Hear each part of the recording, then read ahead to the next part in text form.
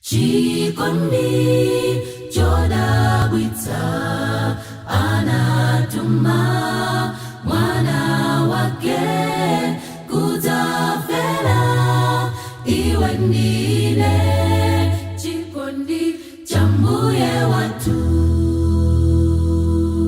chikondi chodabwitsa anatuma mwana wake kudzafera iwe ndine. Chikondi cha Mbuye wathu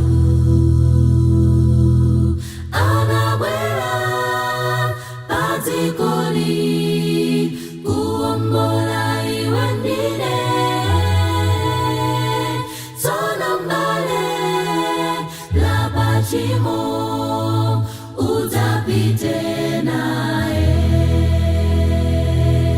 Anabwera padzikoli kuwombola iwe ndine. Tsono mbale la pachimo udzapite naye. Anasiya ulemelero kudzafera iwe ndine.